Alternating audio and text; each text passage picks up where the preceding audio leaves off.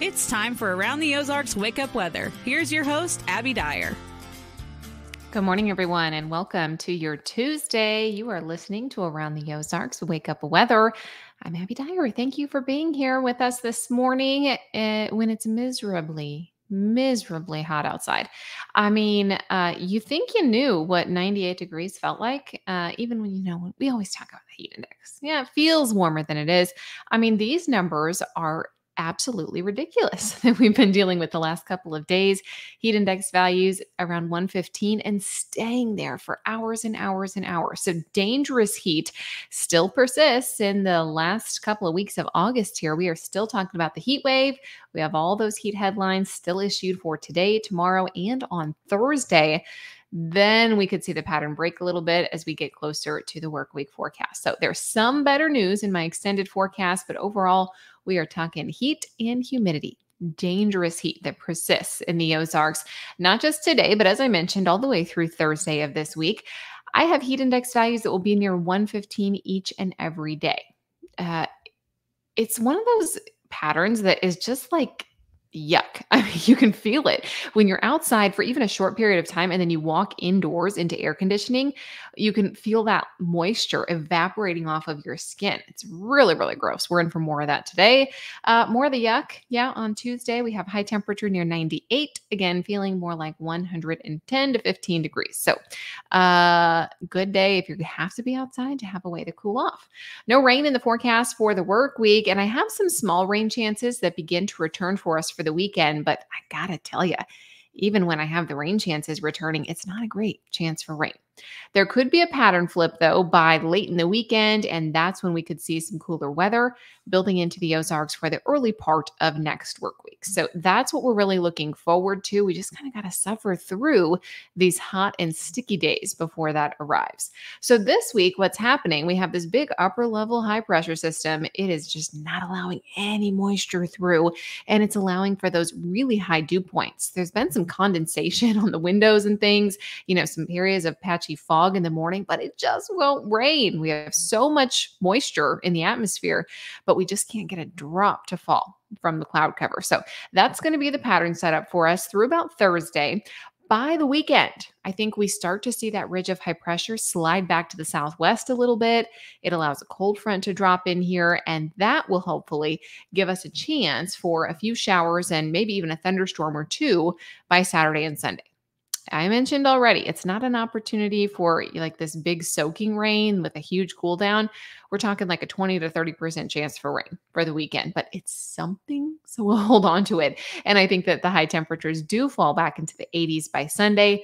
Until then, though, we're flirting with 100 degrees, not just today, 98 degrees for the forecasted high temperature in the Ozarks on this Tuesday, but just some really hot and humid weather every single day, all the way really through Saturday. I think we're still in the low 90s. And then it's Sunday that we start to see some of that cooler weather build into the region. Headlines across the country, though, are kind of wild. I mean, it's been really, really active. Of course, we've been talking about Hillary, the once Category 4 hurricane that's now weakening. As it moves north, it's going to take its rains with it up through portions of central California, Nevada.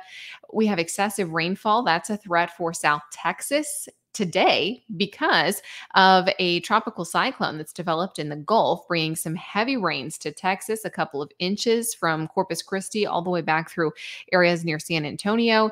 And then we are also talking about, of course, the heat headlines. 80 million people. 80 million people in the Midwest, all the way to the Gulf, under the heat headlines. That includes us, of course, here in the Ozarks. That's our big story, but we are not the only ones suffering through the summertime heat. It is a widespread region and impacting a lot of folks as we head into the start of the new school year.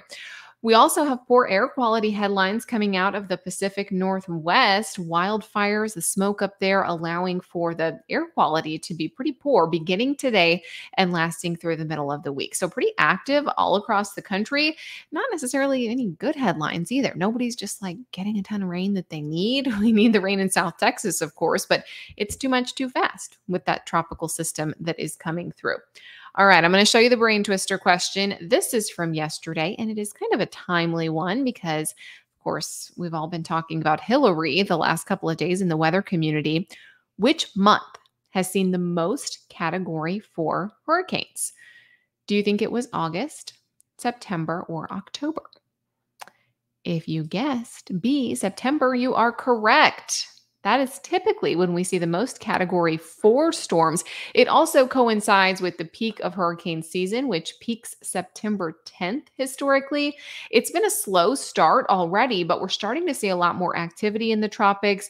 The waters are definitely warm. However, it's an El Nino year, and typically those aren't, huge tropical years. So it'll be interesting to see how this the rest of the season plays out.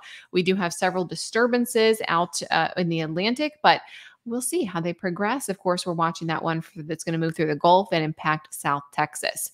Typically, though, in the month of September, there are about 51 storms that are named that month. So B, September is the answer. And Hillary did make it to a Category 4 before it made landfall in Mexico over the weekend, by the way. Here's your brain twister question for tomorrow. What does the term figure in figure skating refer to? Do you think it is A, the skaters themselves, B, poses the skaters make, C, how well they end their jumps, or D, the geometric shapes that they carve into the ice? That is the brain twister that I will have the answer to early tomorrow morning. In the short term, find a way to cool down. I hope everybody stays safe. Check on your neighbors. Make sure you're taking care of the kids, the pets, all those vulnerable populations in this extreme heat. We got to band together and get through it. So thank you so much for listening. If you need weather up to the minute, check that heat index. You can do that over on aroundtheozarks.com. Make sure you hit subscribe if you are listening to Around the Ozarks Wake Up Weather on Apple or Spotify. And if you don't already have it, download the Around the Ozarks app. You can get all the podcasts there. Catch up on your news and your weather all in one spot. Great to chat with you. I will talk with you tomorrow morning.